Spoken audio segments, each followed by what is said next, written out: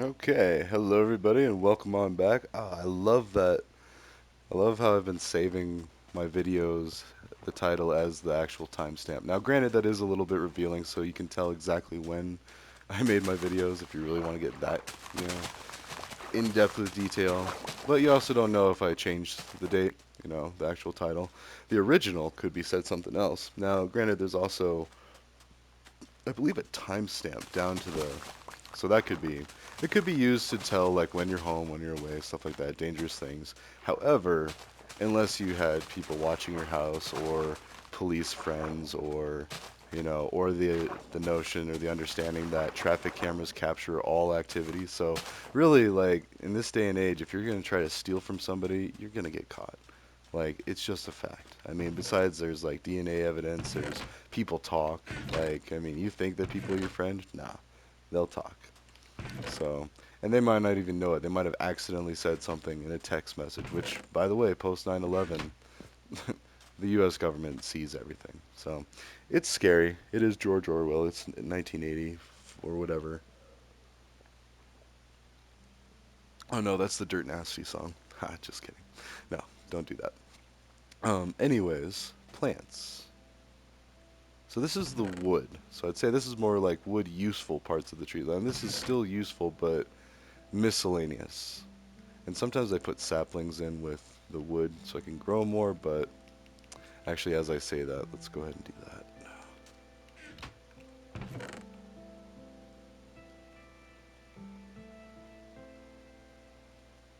Hmm. I feel like this is why I used to set it up like this. So that, birch. Okay. Anyways, watching more Breaking Bad and just, the amount of social engineering and understanding and like drama. Yeah. Just understanding how someone could go so that way in this day and age too. Now, granted, it is still mostly fiction. I mean, yeah, it's like somewhat hypothetically possible, but at the same time, the chances of that happening, especially now, like, I will point out the technology from, sorry, right in the microphone, but the technology from right now to even then when they had flip phones is insanely more difficult to get away with something like that. So, but again, rather than doing the reactive approach of security, which is law or law enforcement.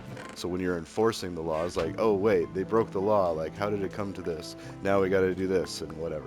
So no, doing the preventative approach of stopping it before it happens, making it to where it makes sense. Now, again, Colorado.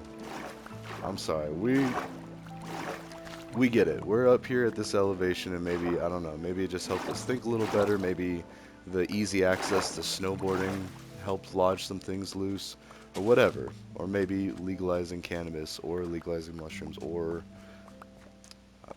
we do a lot of craft beering and stuff, beer and brewing. And I will say, alcohol is it's still important. Don't get me wrong.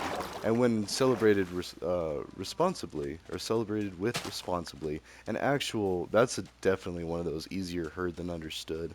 So celebrating responsibly means not getting blackout drunk.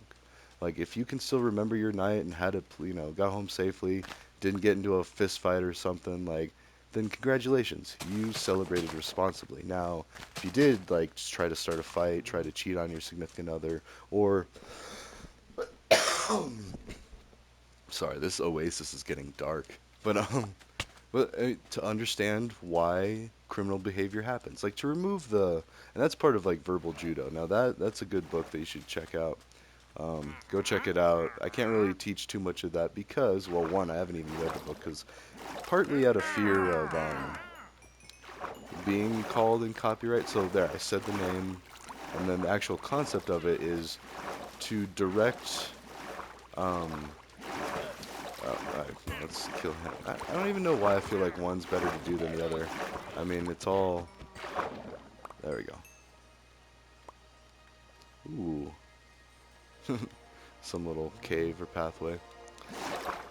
Anyways, it's understanding human nature and why people do the things they do. Now, I had a sociology professor that he talked about knowing people that studied all sorts of different walks of life. And then, law enforcement and corrections, they get to study all sorts of walks of life too, like the way that inmates behave day in and day out.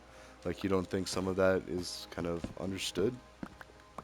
No. And the way they talk, the way they act, like, I mean, and there's microphones everywhere in prison, by the way. Like, they record everything that you say and do.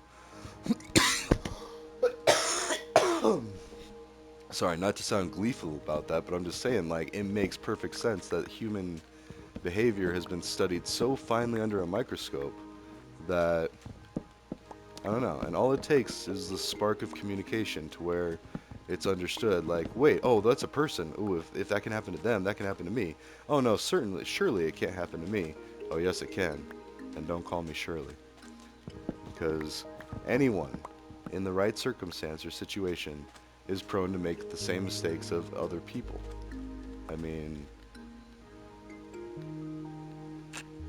hmm.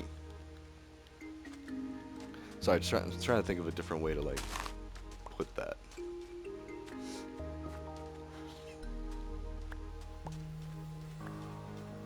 No, people are people. That's the best way. I mean, it's easiest, it's just nonchalant, like, yeah, people are people. But I feel like a lot of times people, it's easier heard than understood. Like, they know this. They're like, yeah, oh, I wouldn't be racist. Oh, I wouldn't be judgmental. Oh, I wouldn't hurt somebody. Oh, like, intentionally or unintentionally, you might. So, I don't know.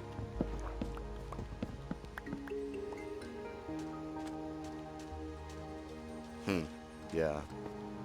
Sorry, I was thinking of an instance. I might chat about it one day, but we'll see.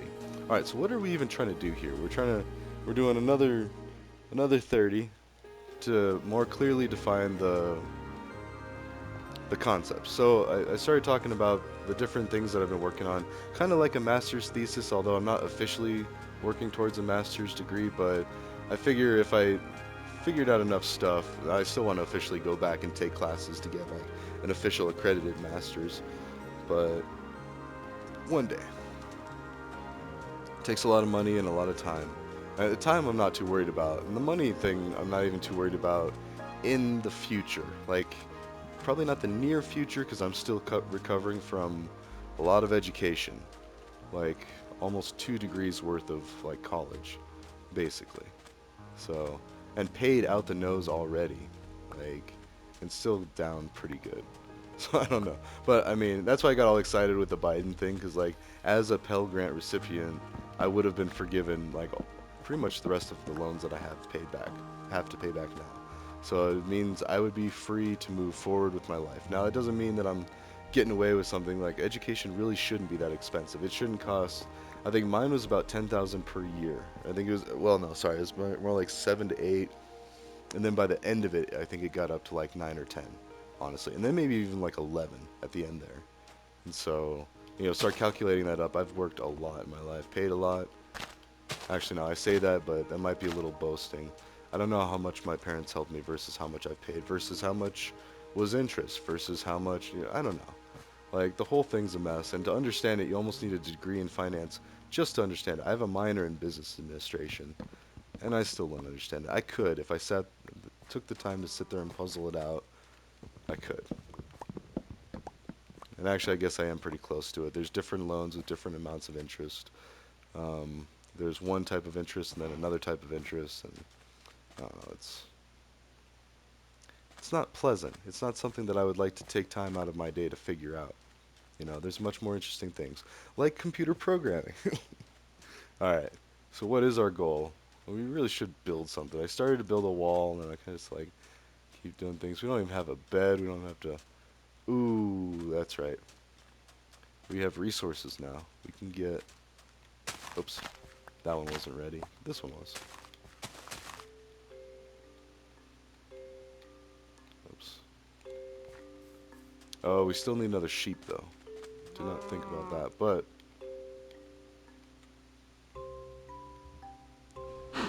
now we have cows. Okay. I need ladders. I need another sheep. And here, we'll go ahead and feed the sheep. Now we have food to spare. There we go. So now my conscience is a little cleared. If this was the real world, I would not be treating animals this way. Those would have to have extra precautions taken into the preparation and planning of farming. So, to avoid having to say that all the time, let's build a nice habitat for the animals. Alright, so, as we put all this, and granted we're going to use this, so, and that was one thing. I grew up in a hunting community. Hunting was very big up in Buena Vista, so like, um, I knew people, sorry, I still have a cold a bit, but actually, hold on. Anyway, we'll edit that out one day. Anyways, oh, and we have a beehive too, a bee nest. Let's actually put that up somewhere. Um, Gotta be careful. Let's put it on a mangrove. Can we do that? The wood's all up high. Huh.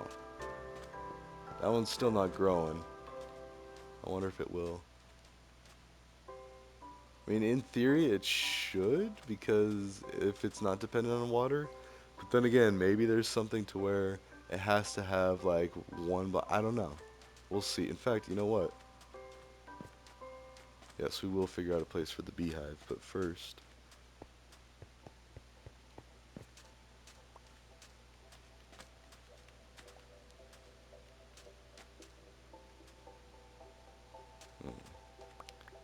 should do it with...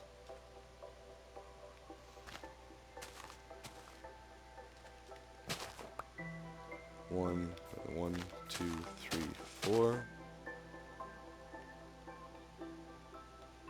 There we go.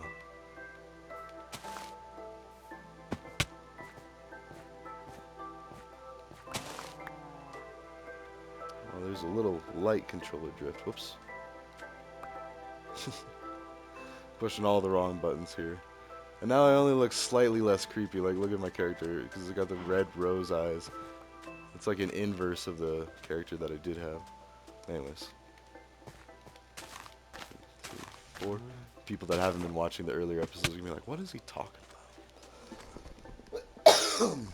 But there we go. I organized all of this down into a nice, neat little playlist. A little bit better than my several tens of hours of computer science education. Well, I haven't done any programming talk in this one, and really, well, we could glaze over that real quick. So I made a Python tutorial on Code and Game, which goes over...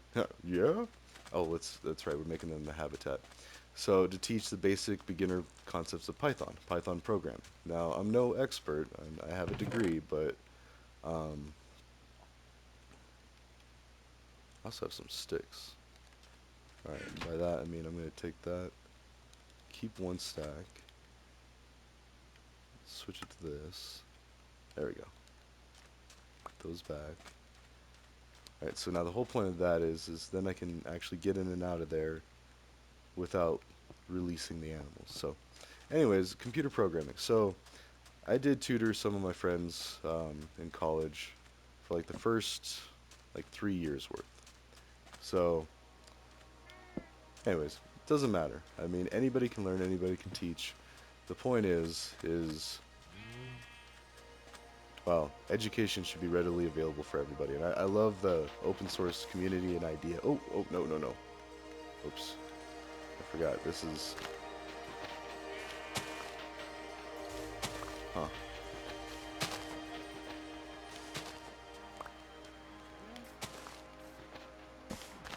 Okay.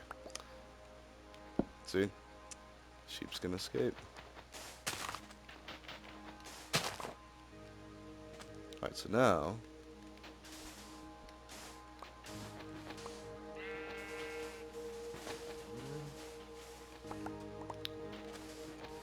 Oh, this is such a bad idea. Okay.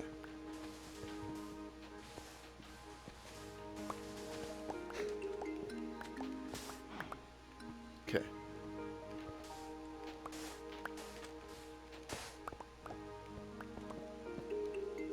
We're gonna need a lot more grass. Alright, let's go on an adventure and get a ton of grass. Let's, yeah, this is good.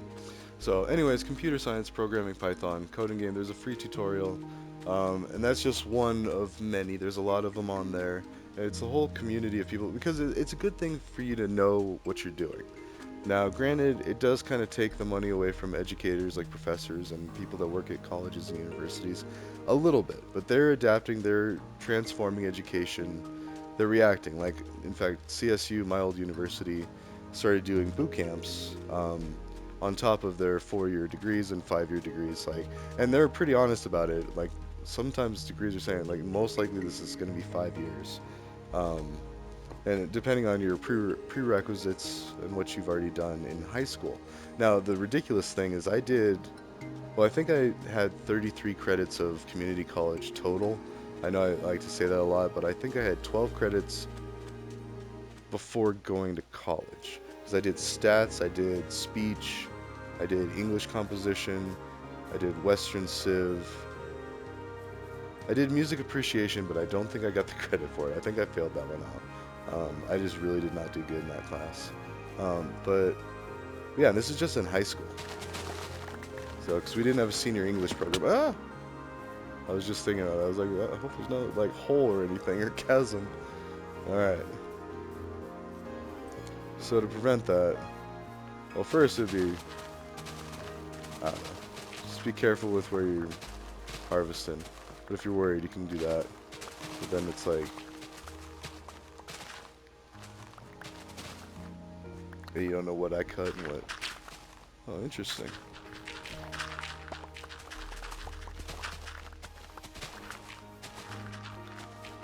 Anyways, computer science. So the first program that most programmers learn, most people learn, is Hello World. And the whole concept of Hello World is to print text to the screen. That way you can tell, well, one, if you made it to a certain part in your code. Two, if a value is what you think it should be, or a variable, basically. And so Hello World is the first one. That's how you're debugging programs, or how you're troubleshooting a situation, or how you're figuring out a problem. So all of those are synonymous, like they're all the same idea. And then there's of course the code you write. So for Python it's print, and this is all lowercase by the way, and it's all to the farthest left of the page. And spacing matters. Punctuation, it has its own punctuation, or lack of. But anyways, Python's nice because it actually doesn't have a lot of punctuation, except when it does. So anyways, um, so it's print, open parenthesis, open double quote, well, just double quote, um, whatever you wanted to say, hello world, like explicitly, you could say whatever you want to say. Um, and then double quote, close parenthesis, and that's it. That's your first program. So you just learned how to program a program in Python. Now, granted, that's not everything. Like you have to set up your development environment, meaning that if you're doing it on the tutorial that I made on Coding Game, you don't have to do any setup. You can just do it right there in the browser. Now, if you're doing it on your computer, you need to make sure that Python is downloaded and installed, or a Python interpreter. And then you need to make sure that you're saving the Python files in a format that the interpreter can look at and be like, ah, yes, I know what's going on here. So, and with Linux, it's like pound sign exclamation point, which is like pound bang, or it might be the other way around. It might be, or it's like bing bang. I don't know. I'd have to look it up to be sure. But anyways, and I do have a video on that. Very long video with a bunch of rambling, but where it shows you my replit and how to make Python files for that. So, anyways, the next thing would be variables. Then you're learning variables. Variables are like shipping boxes or shipping containers. Now, or just containers, really. So you're putting something in the container. That's the value of the variable. And then, let's see, can we ditch anything? Yeah, there we go. Oh, actually, we need to ditch a couple of things. Alright, so variables are how you actually compute and calculate things, and the whole point of programming. So, like, say, what's a good example? So, say you write a program to control a thermostat. Well, you need to tell, well, how hot is the room? Well, you need a variable to say, oh, the room is this hot. Send it this number. And so that's like making a number portable, basically. And numbers come in a few different shapes and sizes, so you need different sizes of boxes or variables to contain them. Oh, I wish we had a bone. We can't tame the dog. But anyways, to contain the variables. Sorry. Actually, that's probably good. Got a lot of dirt. We do 33 more, the dirt clawed ones. Also, if we're gonna do that, I like to have it there so I can see. That way I'm not, oops, that way I'm not wasting too much. Try not to waste at all. Like, try not to be wasteful in this game. Even though it is, like, infinitely generated and you can always make a new map, it's still just kind of like another thing in Colorado. Like, we have a lot of, like, beautiful nature, but there's a lot of expectations. Like, you don't leave candy wrappers out in nature. Like, it's just a very dishonorable thing to do. It's probably one of the worst things you can do in Colorado is, like, litter. It is $1,000 fine, and sometimes they do. They're like, depending on how bad it is, yeah, they might fine you $1,000, and like, for that price, you can pay for someone to come up and pick up a couch, let alone your candy wrapper off the ground. And I have seen people dump an entire bag of fast food stuff on the highway, like just like at a light. I've seen it one time in my life, and I was just amazed at the audacity of someone. So, but anyways, and there could be more to that story. They could have been having a fight within themselves, within the car, like an argument, saying, "Oh yeah, well this is what I think about this," and like doing something outrageous and something they know is outrageous for that. Or it could have been someone trying to show off too. There's a whole mob mentality of human behavior and human nature where like um, they'll try to impress the people around them, and they might do something dumb, and then in hindsight later they'll be like, "Man, why did I do that? That was so stupid." And then they'll laugh about it and they'll learn. But like it's like they're trying to impress each other or one up each other and see like, well, how close. So that's like the YouTube videos you see where they're trying to fill up the glass of water, and it's like they pour just a little bit more in there, and then until it breaks the surface tension of the water, and then like, oh, you lose. Basically like Jenga, only for getting in trouble. Yeah, that's it. That's Jenga for getting in trouble, basically. Um, I mean, it is an oasis. We could go ahead and start doing some of this landscaping. Let's go put some away. This is a bit ridiculous. I mean, I'm not gonna go through that much. I don't even remember what the project was. Like, part of it was seeing like if those will grow that at that elevation. Oh, that's right. Yo, sheep. Okay.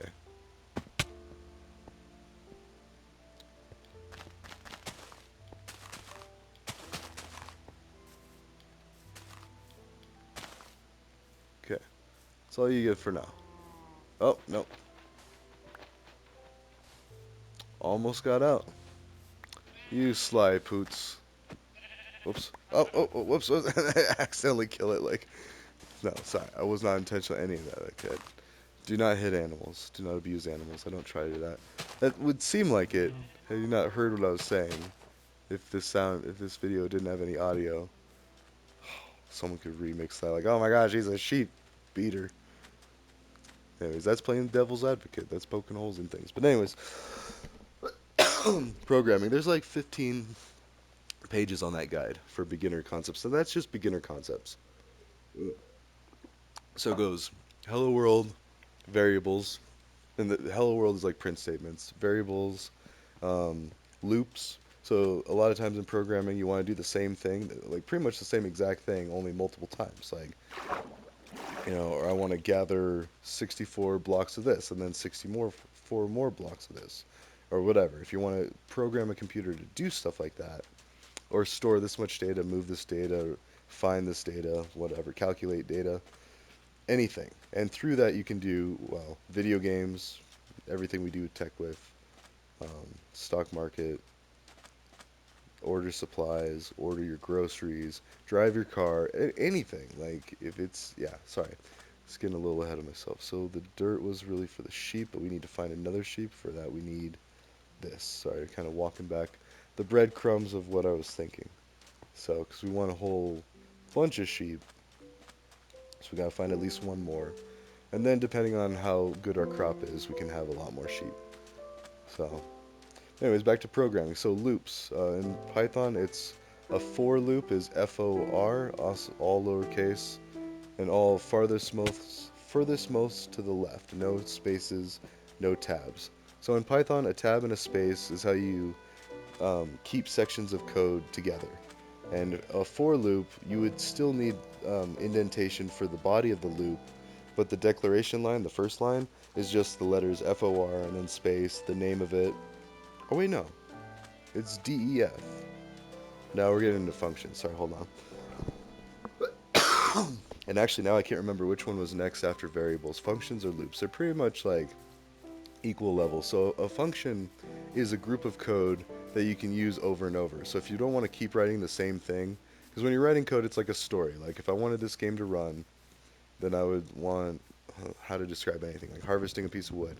So when I harvest this wood, there would be a function saying harvest wood or something like that. And then, it would change this block into the different, and each one of these is a different view. So as I'm breaking this, it's adding that, or I don't even know if it's a different, oops, and then it broke it. So, but it's changing it on all sides, and I don't know if it's changing it like, I don't think it's making it a different block. I think it's just taking those pixels and slowly changing the color of it. Yeah, because the rest is staying the same. It's only changing, and then it goes back. As soon as you stop, it goes back, reverts to its original state. Now, there's a big loop going for every game. It's while the game is being played, or while the player is playing. Keep playing. Like, that's it. Like, we're in a giant while loop. Like, while the game is running, play. Or, like, have this level going. So, I mean, it's a lot more elegant than that, I'm sure, but that's the basic idea of it. And so there's a giant loop usually over income, sorry, including everything that's going on, all of this, like all the blocks, how they interact, how sand falls, how water drowns, like everything. And then mobs, that's a whole nother bunch more code. So, anyways, so functions is DEF for defining a function. And again, all lowercase, and then def, myfunc, and in Python you usually do what's called a snake case. So everything's lowercase, all letters lowercase, and then you use underscores for spaces in between words. Now that's words that need to be together because in computer programming, generally, if two words are separated by a space, or at least in Linux, then it's considered two files or two variables or two something. So it's separate entities. Like spaces are usually what are the main delimiters or the main separators in writing code. So, and that's true with Python, that's true with Java. Well, no. I mean, there is a space, there is white space, but white space isn't that crucial in, say, Java. Java uses semicolons to organize sections of code rather than indentation. Now, Python, you can do one space or you can do four spaces. I think you can even do two spaces or maybe even like 16 spaces as long as they're all uniform, meaning if you did four spaces and then it's four spaces everywhere you would need the spaces. It's always the same, so you can't change. If you change, it'll be an error. The computer wouldn't know what to do with it.